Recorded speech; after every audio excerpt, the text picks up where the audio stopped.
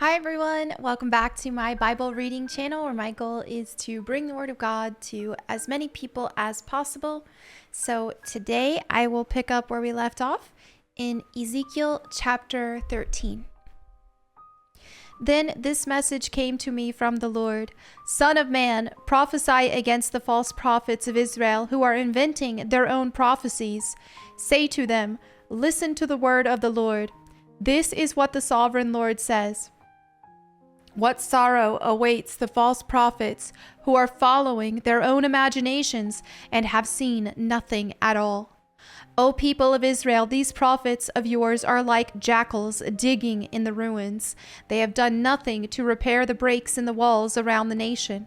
They have not helped it to stand firm in battle on the day of the Lord.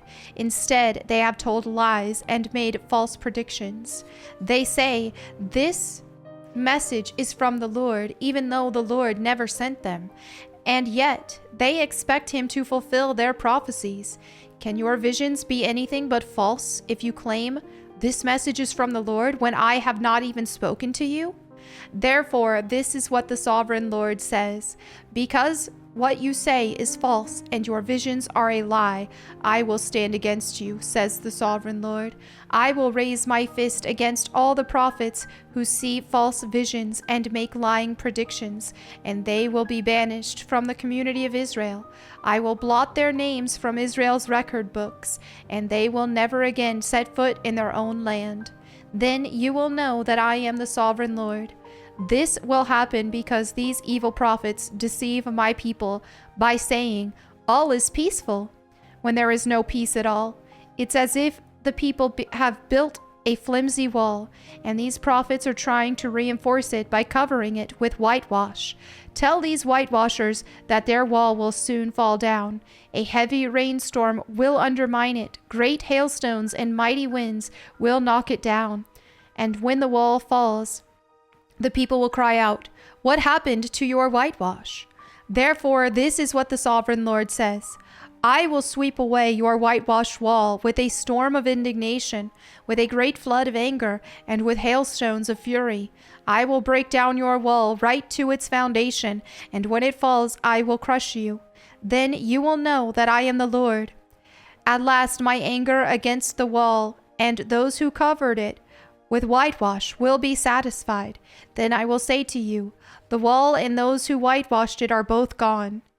They were lying prophets who claimed peace would come to Jerusalem when there was no peace. I, the sovereign Lord, have spoken.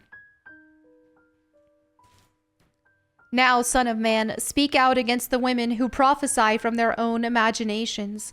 This is what the sovereign Lord says.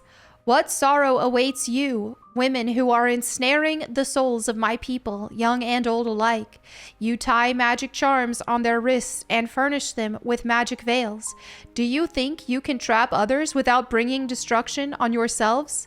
You bring shame on me among my people for a few handfuls of barley or a piece of bread.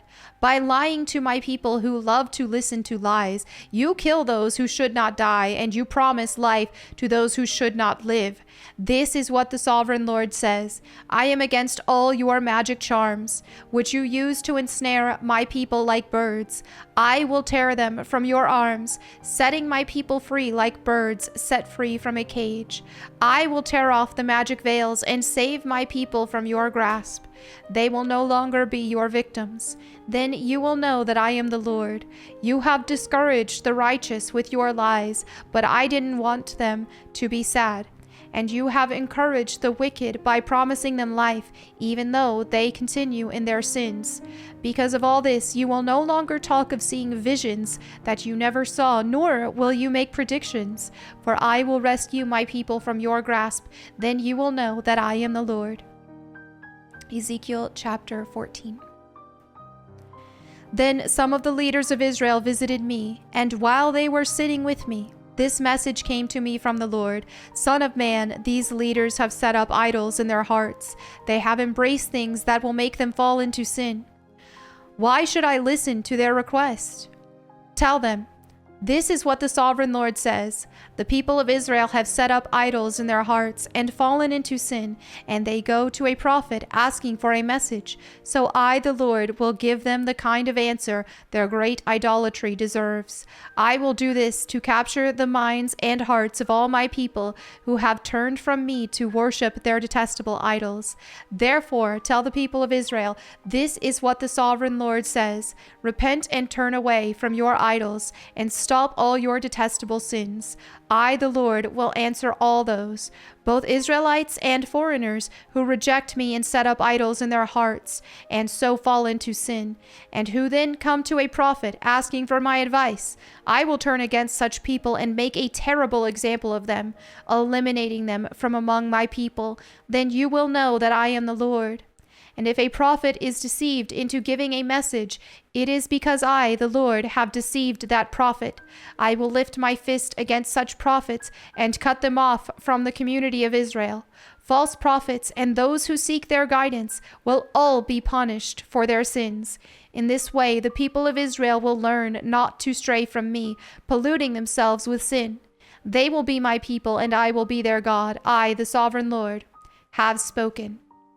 Then this message came to me from the Lord. Son of man, suppose the people of a country were to sin against me, and I lifted my fist to crush them, cutting off their food supply and sending a famine to destroy both people and animals. Even if Noah, Daniel, and Job were there, their righteousness would save no one but themselves, says the sovereign Lord. Or suppose I were to send wild animals to invade the country, kill the people, and make the land too desolate and dangerous to pass through. As surely as I live, says the sovereign Lord, even if those three men were there, they wouldn't be able to save their own sons or daughters. They alone would be saved, but the land would be made desolate. Or suppose I were to bring war against the land, and I sent enemy armies to destroy both people and animals. As surely as I live, says the sovereign Lord, even if those three men were there, they wouldn't be able to save their own sons or daughters. They alone would be saved. Or suppose I were to pour out my fury by sending an epidemic into the land, and the disease killed people and animals alike. As surely as I live, says the sovereign Lord, even if Noah, Daniel, and Job were there, they wouldn't be able to save their own sons or daughters. They alone would be saved by their righteousness. Now this is what the sovereign Lord says. How terrible it will be when all four of these dreadful punishments fall upon Jerusalem: war, famine, wild animals, and disease, destroying all her people and animals. Yet there will be survivors, and they will come here to join you as exiles in Babylon. You will see with your own eyes how wicked they are, and then you will feel better about what I have done to Jerusalem. When you meet them and see their behavior, you will understand that these things are not being done to Israel without cause. I, the sovereign Lord, have spoken. Ezekiel chapter 15. Then this message came to me from the Lord. Son of man, how does a grapevine compare to a tree? Is a vine's wood as useful as the wood of a tree? Can its wood be used for making things like pegs to hang up pots and pans? No, it can only be used for fuel, and even as fuel, it burns too quickly.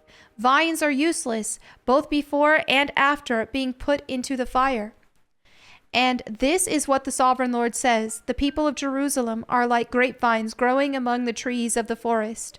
Since they are useless, I have thrown them on the fire to be burned, and I will see to it that if they escape from one fire, they will fall into another. When I turn against them, you will know that I am the Lord, and I will make the land desolate because my people have been faithful to me. I, the sovereign Lord, have spoken.